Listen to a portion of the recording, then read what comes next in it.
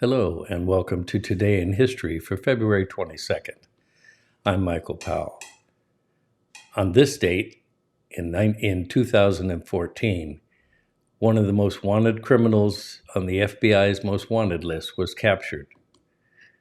On February 22nd of 2014, one of the world's most wanted criminals, Joaquin El Chapo Shorty Guzman Lora, head of the Sinaloa Cartel, world's biggest drug trafficking organization, was arrested in a joint U.S.-Mexican operation in Mazatlan, Mexico, after outrunning the law enforcement for more than a decade. Guzman had been a target for the international hunt since 2001, when he escaped from a Mexican prison where he was serving a 20-year sentence. During his years on the lam, Guzman's elusiveness was celebrated in narcorridos, Mexican ballads glorifying the drug trade, while in such places as Chicago, where his cartel supplied the majority of narcotics sold in the city, he was declared public enemy number one. He became involved in drug trade as a young man, and by the late 1980s had begun to amass power of his own as a trafficker. In 1993, rival drug traffickers tried to murder Guzman at a Mexican airport, but instead killed a Roman Catholic cardinal whom they mistook for Guzman along with 6 other people. Soon after Guzman was arrested in Guatemala, then returned to Mexico, where he was convicted and sentenced to 20 years behind bars for drug trafficking, bribery, and conspiracy. While locked up in a high-security prison in the Mexican state of Jalisco, Guzman paid off the staff and continued to run his criminal enterprise from behind bars. Then, in January of 2001, he escaped the facility. Some accounts claim Guzman was wheeled out in a laundry cart, while other sources suggested prison officials simply let him walk out. In the ensuing years, Guzman hid out in the mountains of Sinaloa and other parts of Mexico, and used violence, bribery, and large network of informants to help him remain a fugitive from justice. All the while, he continued to expand his drug trafficking empire, which grew into the biggest supplier of illegal narcotics in America.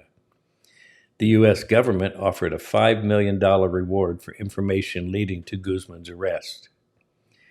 The breakthrough that ultimately led to Guzman's capture came on February 20th of 2014, when law enforcement agents traced a signal from a BlackBerry belonging to one of Guzman's bodyguards to the Sinaloa resort city of Mazatlan. The following night, a group of Mexican Marines, along with a small assemblage of agents from the U.S. Drug Enforcement Agency, Department of Homeland Security, and U.S. Marshals, gathered in Mazatlan, where they were traced the BlackBerry signal to a condominium building called the Hotel Miramar. In the early hours of February 22nd, the Marines found Guzman's armed bodyguard protecting the entrance to one of the apartments at Miramar.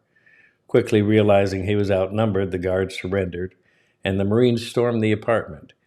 Inside, they found Guzman, his wife, and young twin daughters, and a personal chef and a nanny. The drug lord ran into a bathroom only to give himself up moments later. No shots were fired in his arrest. Guzman would not stay incarcerated for very long, for on July 11th of 2015, he escaped using a tunnel that led from the prison shower, the only place where cameras couldn't see him, to a construction site about a mile away. El Chapo used a ladder to get down to the tunnel, which was approximately 30 feet underground. When he hustled down the less than 6-foot tall and 30-inch wide tunnel and disappeared within 25 minutes of last being spotted entering the bathroom. After a 6-month manhunt, Guzman was finally captured again in early 2016. After a lengthy court battle, he was extradited to the United States to face a 17-charge indictment. On February 12th of 2019, El Chapo was found guilty on all charges, and on July 17th of 2019, a federal judge in New York City sentenced him to life in prison. Somehow, he managed to avoid law enforcement, escape, get captured, escape. At any rate, he's now serving life. For Today in History, I'm Michael Powell. Join me again tomorrow and see what that day will bring. Till then, YouTube has something for you.